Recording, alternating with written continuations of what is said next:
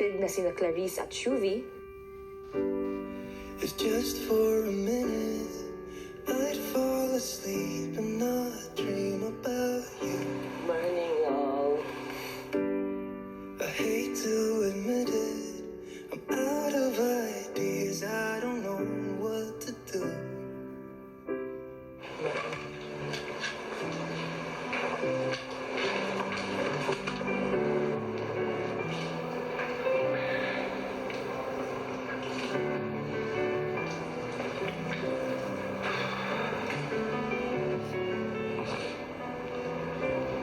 Maya-maya, magkausap naman ang dalawang naligtas na sina River at Dustin.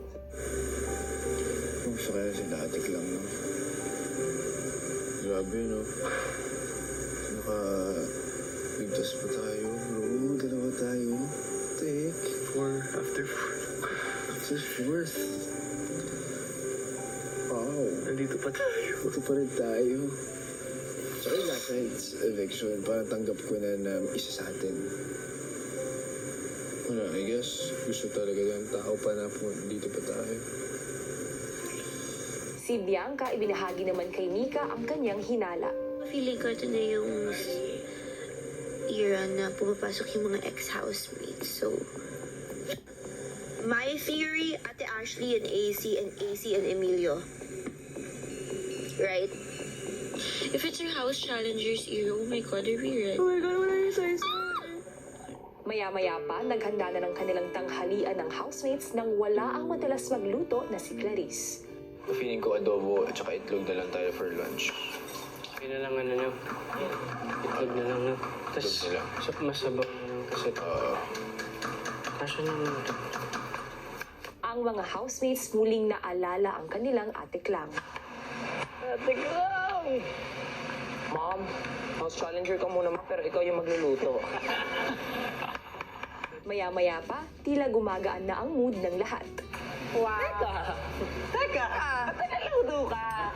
Wala kang tagal paborito ni Mama. Ako na yung magluluto. Hindi lang ikaw ang kinis. Hindi lang ikaw ang kinis. Tayong dalawa. Lahat tayo kinis, excuse me. Excuse me, kami dalawa kinis din ako. Excuse me, kinis din ako ni Mom.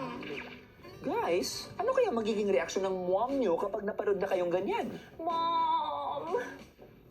OA! Maya-maya pa ay sabay-sabay nang kumain ang lahat. Thank you. Thank you. Sarap.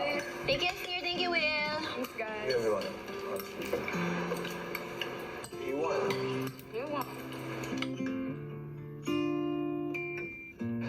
Miss Manila ang mga lumabas na kasamang sina Shuvi at Clarice ay muling bumabangon at handa ng muling lumaban sa kanilang mga nalalabing araw ang ating mga natitirang duo sa loob ng bahay.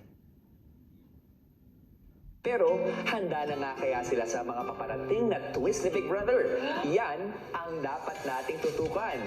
Magandang gabi sa lahat ng mga kapamilya at kapuso natin. At hello sa lahat na nakatutok all over the world! Ganun na nga yun.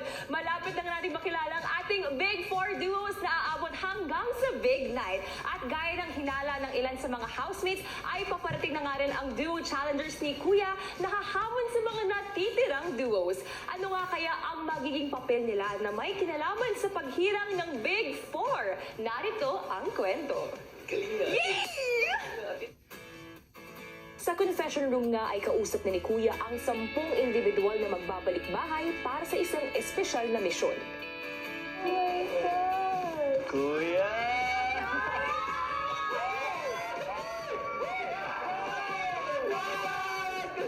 Maligayang pagbabalik sa aking bahay.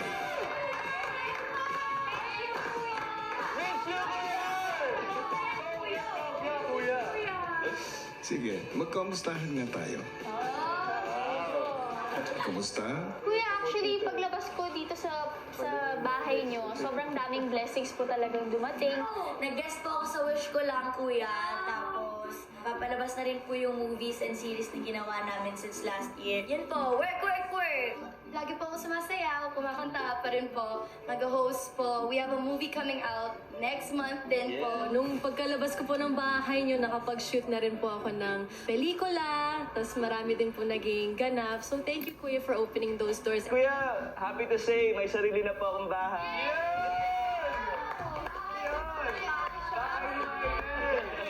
masaya po kasi ipapalabas na po ang una kong lead series sa I1 po. It's called Love at First Spike. I'm part of the lead sa isang show called Maka, sa GMA po yan. Sobrang grateful din ako kasi dati nakikilala ko sa character roles ko. Sa ibang pangalan ngayon, nakilala na ako as Vince. So, grabe din talaga yung open opportunity sa bahay niyo po, Kuya. Kinamusta rin ni Kuya ang kalalabas lang na sina Shuvi at Clarice. Grabe na tong bahay talaga. Kuya, kaya po ako lumabas para po mag-promote ng Sangre Encantadia Chronicles po, Kuya. Malapit na, Kuya. Sana po manood ka din po, Kuya. Kasi medyo mahirap yung ginagawa ko ng Kuya. Pero dahil sa'yo, Kuya, naging better po ako. Talagang hindi ko po alam kung saan po ako pupulutin kung hindi talaga ako nanggaling sa inyo. And syempre naman, Grabe na, Kuya, yung roots ko, hindi ko pa napapalagyan. Binawag mo ulit ako. Nakapila na ako sa salon eh. At tuwa po ko, grabe, Kuya, tarang laruan na pala ako ng sambayanan. Wala akong kaya. Oo nga, Kuya!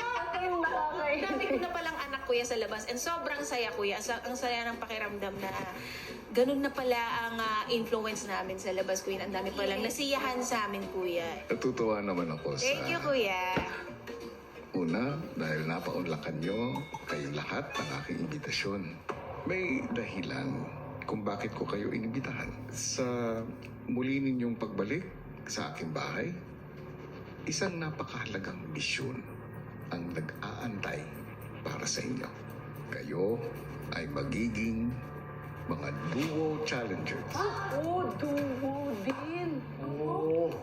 Bilang mga duo challengers, sila ang kikilatis at susubok sa mga final duos. Lihim nilang oobserbahan ang mga housemates upang malaman ang tunay nilang nararamdaman kapag walang nakakakita.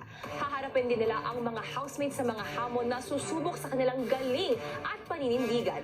At ilalagay nila ang mga housemates sa mga sitwasyong hindi komportable upang lumabas ang tunay nilang pagkatao. Dahil sa huli, isang mabigat na tungkulin ang kailangan gawin ng mga duo challengers. Dahil sa dulo ng inyong pananatili dito sa bahay ko, ang bawat isa sa inyo ay pipili ng isang final duo na pinaniniwalaan ninyong karapat-dapat maging bahagi ng Big Four. At kung sino man ang makakakuha ng pinakamaraming boto ay ang unang duo na mapapabilang sa aking Big Four.